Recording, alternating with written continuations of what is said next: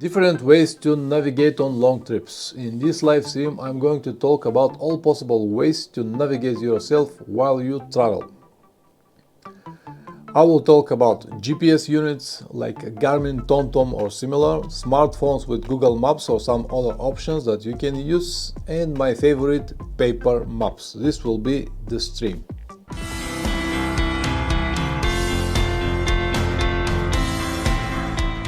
I told you what the stream is going to be. As usual, I will list the pros and cons of each one of the options, and what you will use, I cannot say, it's your decision, but I will tell you what are the pros and cons of each one of the options. At the end of the stream, I will tell you what system I use to navigate myself, if you still don't know. Alright, let's start first with the GPS unit. I'm talking about a proper GPS unit, which one you can buy exactly for navigation. And now we're talking about GPS units that are built for navigation for motorcycles, because there are GPSs that are built for cars, for bicycles even, but I'm talking about GPS unit built for motorcycles, which means that it is waterproof, it has some kind of power, it is durable, it has a different design, a little bit brighter windscreen. It has many different options for motorcycles, like different rules, curvy roads and stuff like that. So we're talking about a proper GPS unit. There will be many options like Garmin, TomTom, many. Honestly, I'm not interested from these GPSs and I don't know what is on the market today. But the most popular are Garmin and Zumo, and TomTom, I forgot the model now. You know what I'm talking about.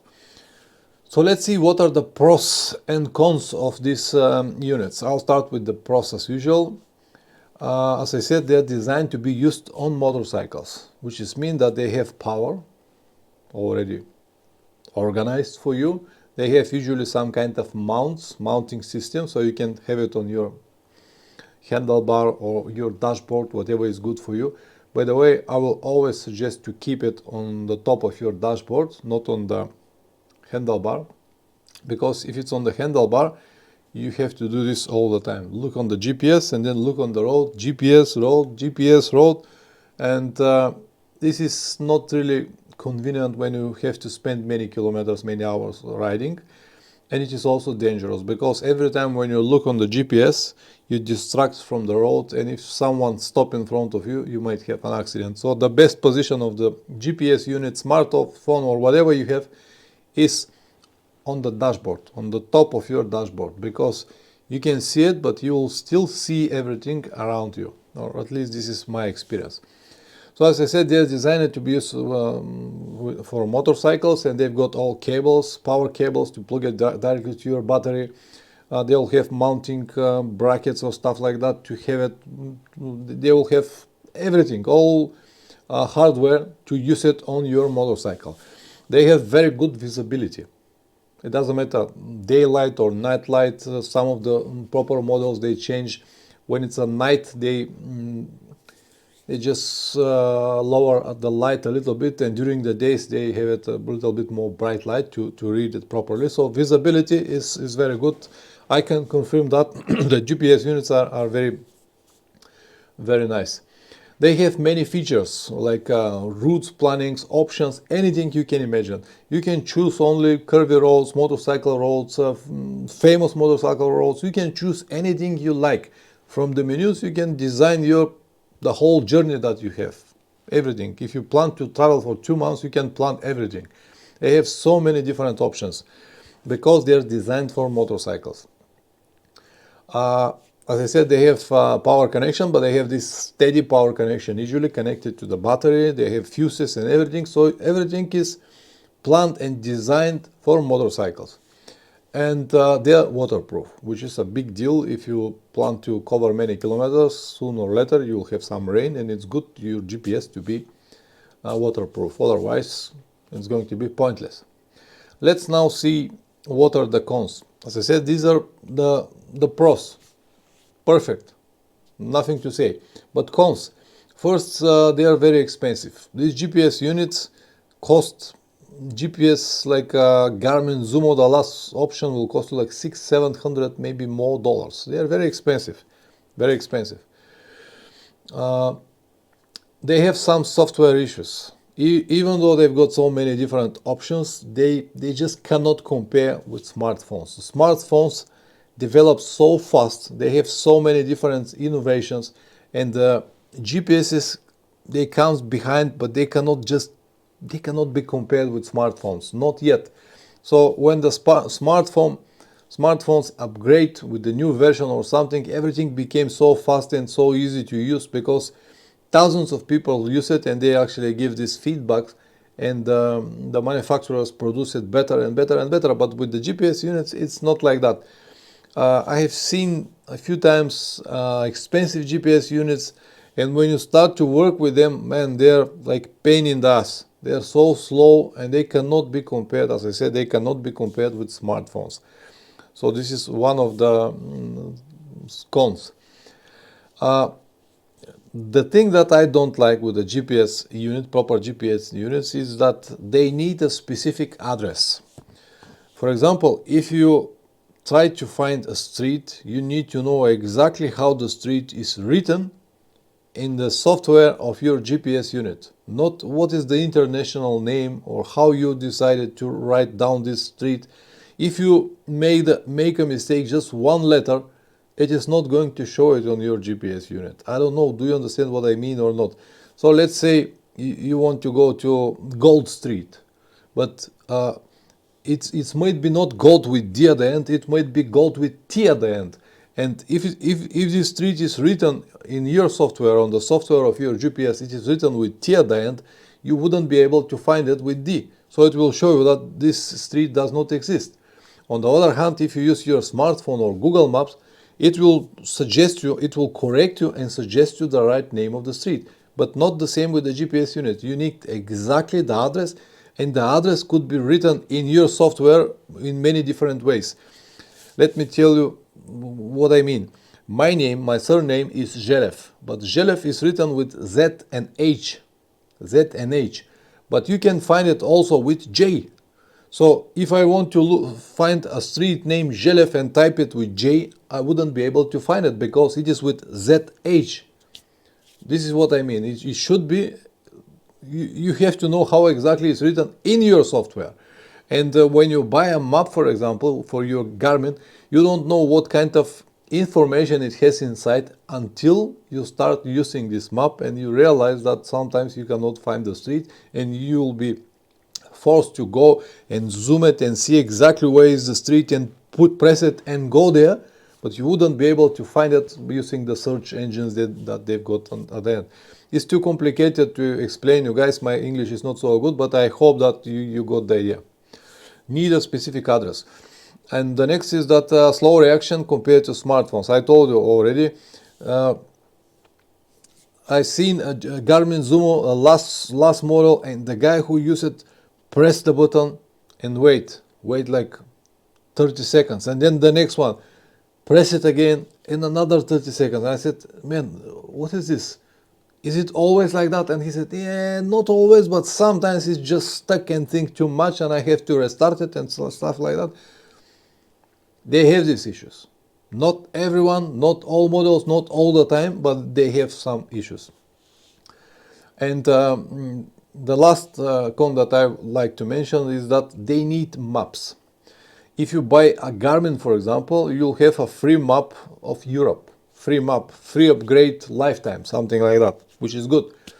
But if you plan to go outside of Europe, you have to buy a map. So they have different options. They are not that expensive, but it's still something that you have to consider. You have to buy a map. And you might find some options, some cracked versions of stuff like that to use it for your GPS, but it is not guaranteed that will work, and you might have some problems. So you have to buy different maps. If you, let's say, North America, South America, or many places around the world, you have to buy a separate maps. These are the cons. Yes, as I said, they have many pros, but they have also many cons. Let's now see smartphones. If you plan to navigate yourself with smartphone. Pros, you can buy it very cheap or use the one that you have, because nowadays everyone got a smartphone, like me. I also have a smartphone. So you can use your smartphone to navigate yourself and you don't need to buy anything. If you want to have a spare telephone exactly for navigation, you can buy it very cheaply.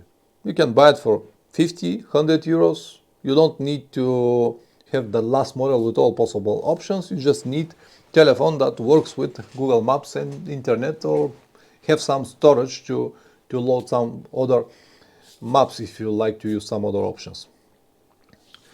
Okay, very cheap. They have very good software because of the reasons I told you earlier. They upgrade very fast and they have a lot of resources to work in this direction. So the telephones work absolutely fantastic, much better than GPS units. I can confirm that. Easy to use. Everyone knows how to use it because everyone knows how to use his smartphone.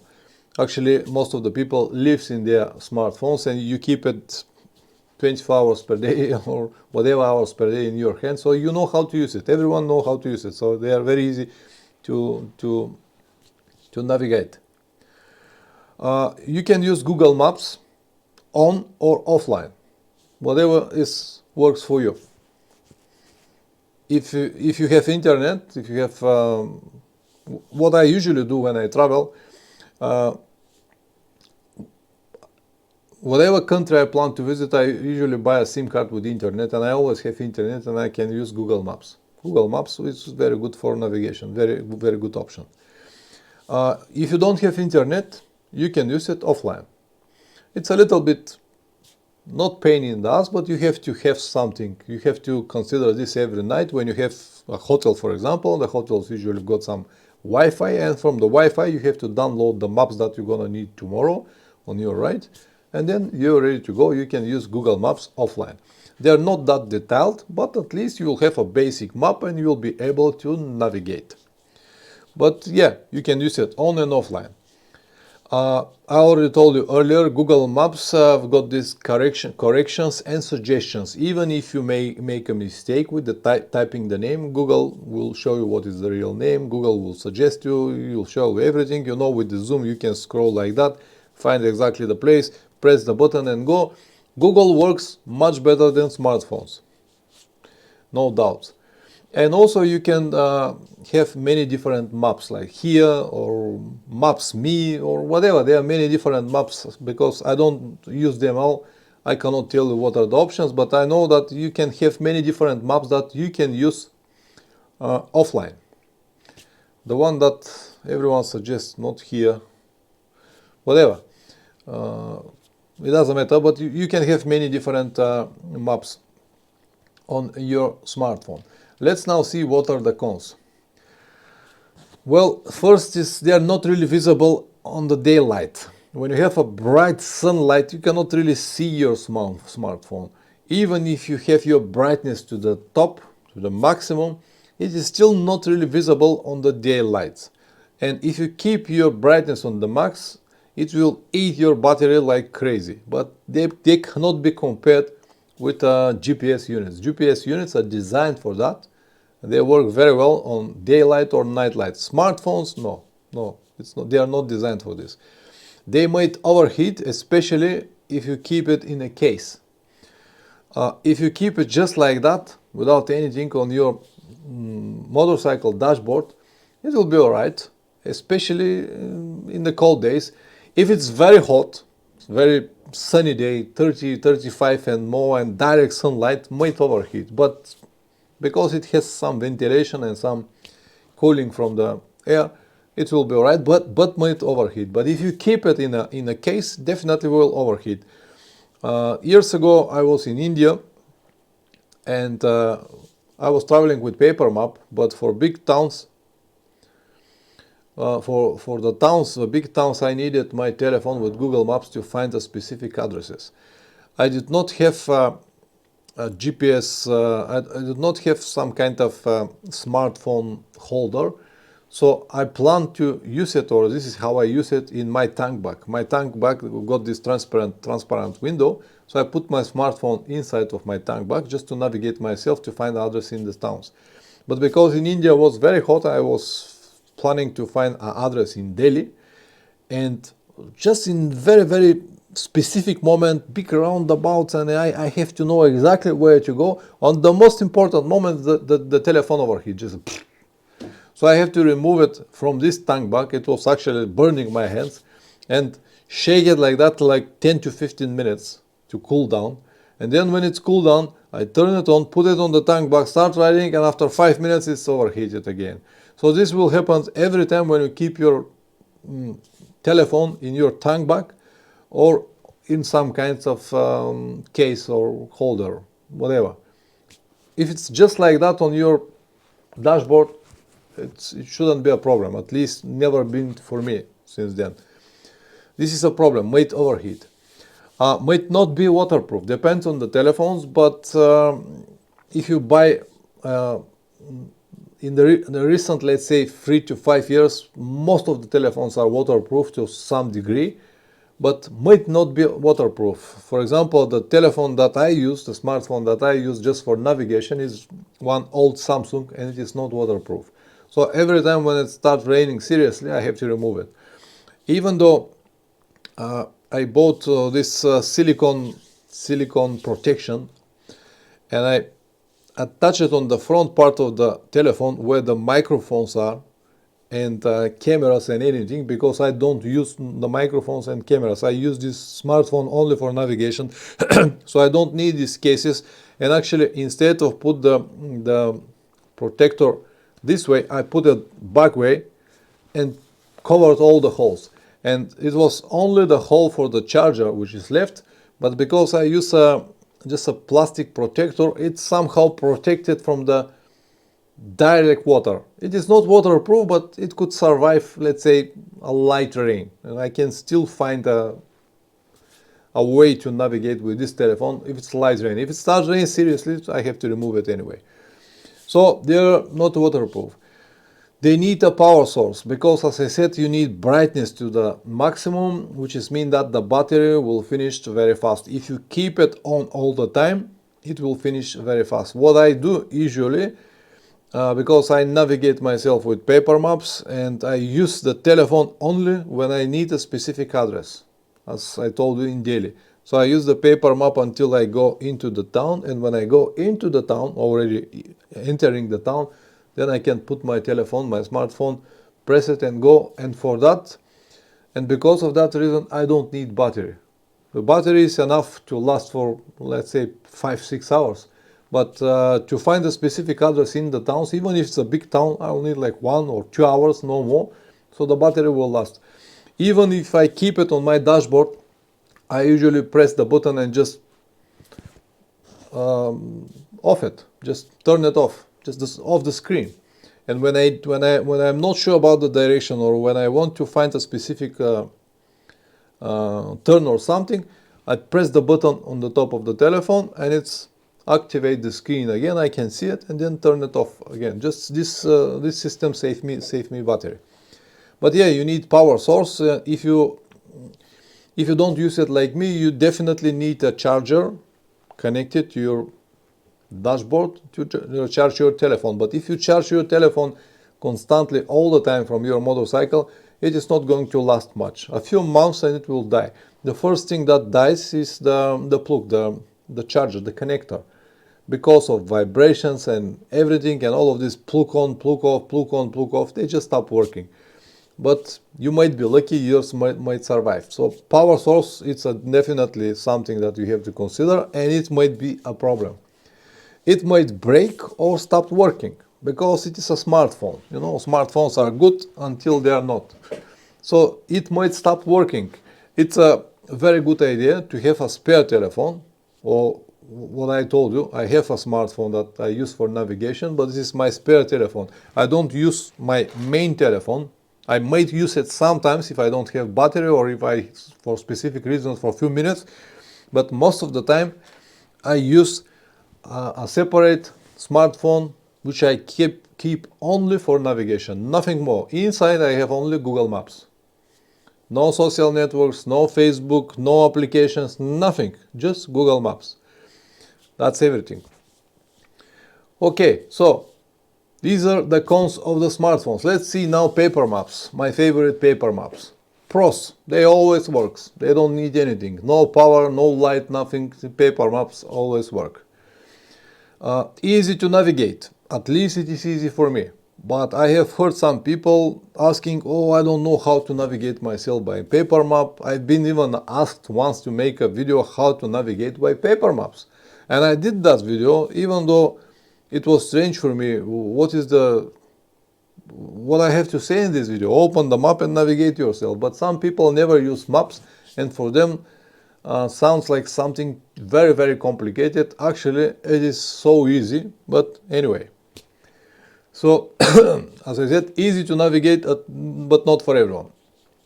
You can draw a route, as I do it all the time. So, when I'm still at home, I open the map and I draw these big routes, every place that I plan to go, every visit. If the place is a little bit more interesting, or I make a circle, so I write the names, who I'm going to meet there and stuff like that. So I use it like a guiding light for everything that I plan to do. All the places or every person that I would like to meet or important moments, everything I draw on the map.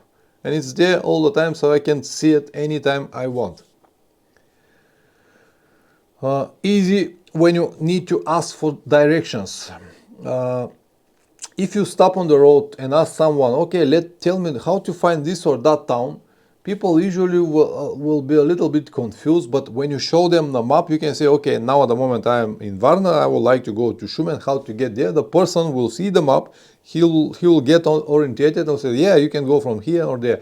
You can make the same thing with your smartphone, ask for directions. But if you find young people, yes, they know how to use it. But if you find someone on 50, 60 or more years old, they never seen smartphones, and especially in some countries around the villages, people have no idea how to use smartphones, but they do know how to read maps.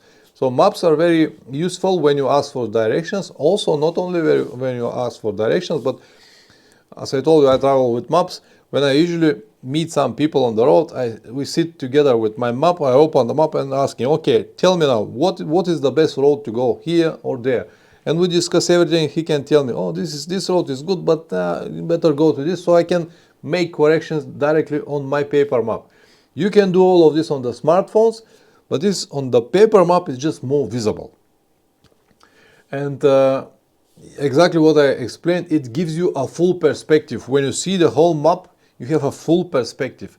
It's not like to have one small screen. You have a full perspective. You can see all the towns that are nearby, rivers, mountains, everything. So you have this, you get bearing, you get orientated from everything that is around you and the whole area that you plan to travel.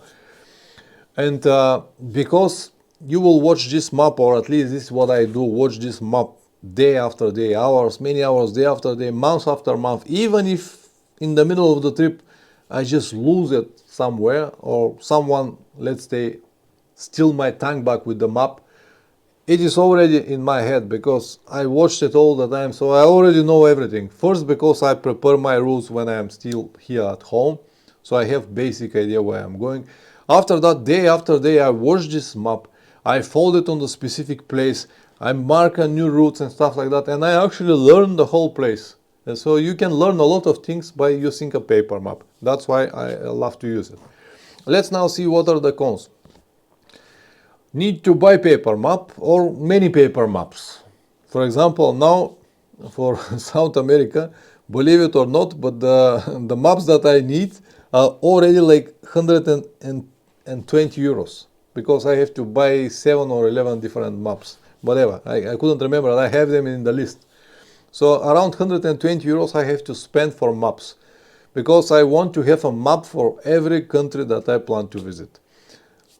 I love this situation, and yeah, it's a con, but you have to buy maps. Usually one map from the source that I buy them, it's a German company, costs like 10-12 euros, something like that. Good quality map. After that, these maps need to be kept somewhere, which is mean that I will have that amount of maps and I have to keep it somewhere in my luggage. Alright, I'm not heavy, I will find a place to keep them in the luggage. And in my tank bag I will keep only the map that I need at the moment, but the rest needs to go somewhere, so you have to keep it somewhere. If it's only one, it's fine, but when there are many, it's a problem. Okay, not everyone, it's one of the cons, not everyone knows how to use it. As I already told you, not everyone knows how to use maps, but it is very easy to learn how to use it, and I don't think that it is an excuse. The next con is that when you travel, you need to fold it to a specific spot, because the tank bags are not big, like this square, so you have to fold your map to a specific spot. And when you move away from this spot, you have to remove the map from the tank bag and fold it on the next place. On the telephone, it's go automatically, whatever you are, you have everything. But with the maps, it's not like that. You have to remove it and fold it again to the specific place. And if you cover like 500-600 kilometers today, you need to make it like 3-4 times. For me, it's not a problem. It's even a pleasure to make this progress and to folding the maps, but some people don't like it.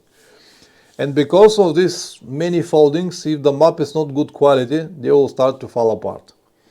I had this experience with bad quality maps. Usually the maps that you can buy from gas stations are not very good quality. That's why I always order the maps that I use, because I know they are very good.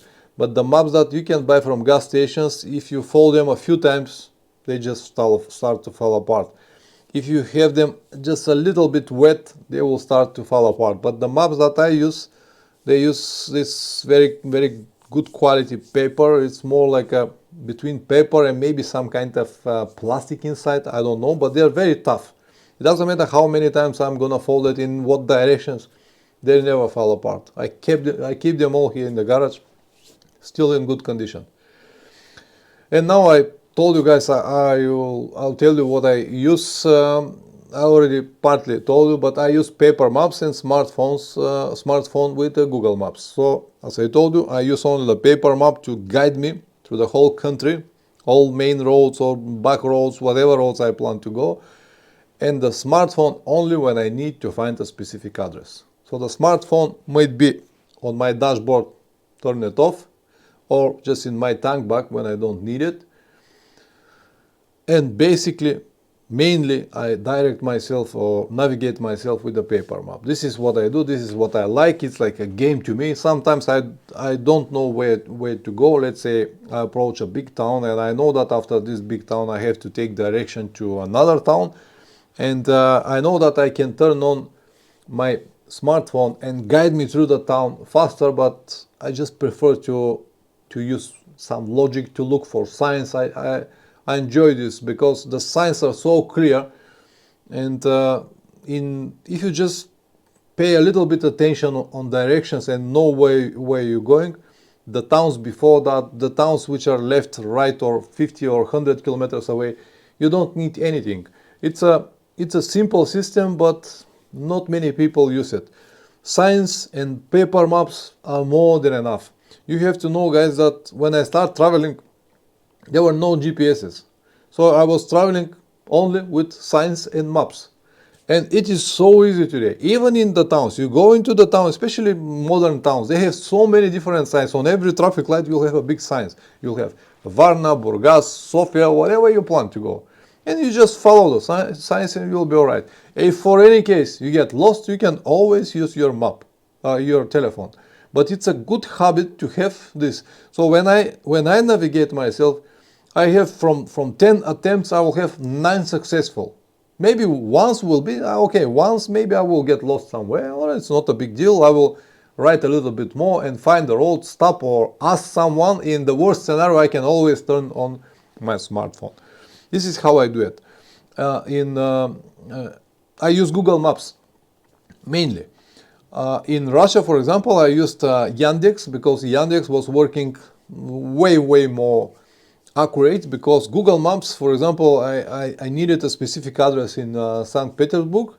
I need to meet someone over there, and the number was 136 or something, and Google Maps brought me to number 170 something, and it said that it's 136. So it was like a 2-3 kilometers difference from the actual point. But when I switched to Yandex, it was perfect. Always correct, always no problems whatsoever. It was the case in Russia. But whatever system you use, I just don't know. But Google Maps or Yandex works perfect.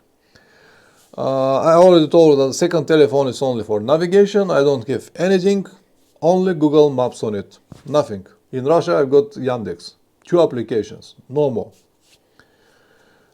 What I do, I already told you this as well, that in every country I buy a SIM card with the internet and I can use this internet on my telephone. And I also sometimes share this Wi-Fi spot from my main telephone, which I keep in my pocket.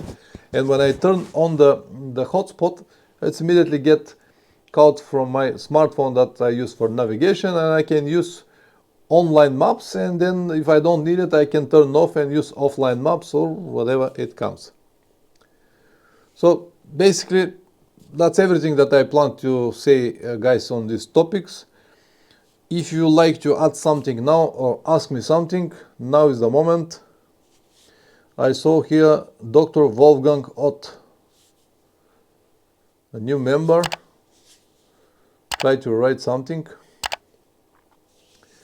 Richard, Tenere travel. Paper mouse, give me a big picture. Plan a road this before when I write some road computer and transfer to GPS, keeping the maps as a backup. Yeah, as I said, Richard, paper maps gives you this full perspective to see everything, to know everything in the area that you plan to travel. If you use your GPS, perfect, you can use it GPS and keep a paper map as a backup or the other way around, whatever works. Yeah, it's also very convenient when you are able to plan the road before. You can plan your routes with the GPS as well, but or with the smartphone. But I'm just a old-fashioned guy. I prefer to do it on paper map. How to mount a smartphone overheat in dashboard? Mostly I see it on the handlebar. On the dashboard, you'll need a specific mount. I have one metal mount on my motorcycle. The brand is GIB. It's like GYB. I found it on AliExpress. It's from aluminum, very light, and hold the smartphone very steady on the top of my dashboard. In the case, as I told you, it's not good idea. On the handlebar,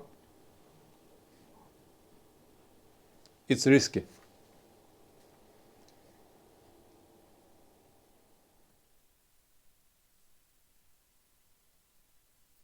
So Wolfgang, I hope that you got the idea.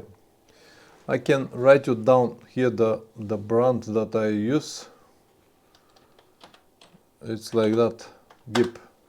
You can find it on AliExpress. They are very cheap. They have many different options, positioned like this or horizontal, vertical. Many different options for big or small telephones. Works fantastic. Richard, a friend told me that he uses sun as a compass. This gives me a lot of confidence when I navigate without GPS and my compass with magnetic tank back. Compass is a good idea. I also have a compass, but it is true that it's affected not only from tank back, it's also affected from the motorcycle. I used to use it before. I kept it on the top of my mirror, but it's affected from that. But sun is a good orientation also. I also do it many times. But paper maps and compass, if you need a clear direction, you can stop somewhere, move on the side from your motorcycle and then use it. Big D, wouldn't bank on Garmin XT, just send back a unit less amount fault and not for booting on paper for the win. Yeah, I'm sorry to hear, but this is the situation with this GPS units. I think that more and more people switching from it, and more people start to use their smartphones, and I don't think that the GPS unit company will have the money and the power to compare with the smartphones in the future, and they will go just like that. This is my opinion. I might be wrong. Anytime, Wolfgang, anytime. Yeah, paper map is such a wonderful solution. I don't know why people don't use it. It's like a part of the adventure to start preparing the routes and everything. The GPS companies are now writing their navigation software for phones. Will disappear. Yeah, probably, yeah. Yeah. I agree. Now every phone have a GPS, or at least two. Brand for paper maps. Let me give it to you, Nikolai.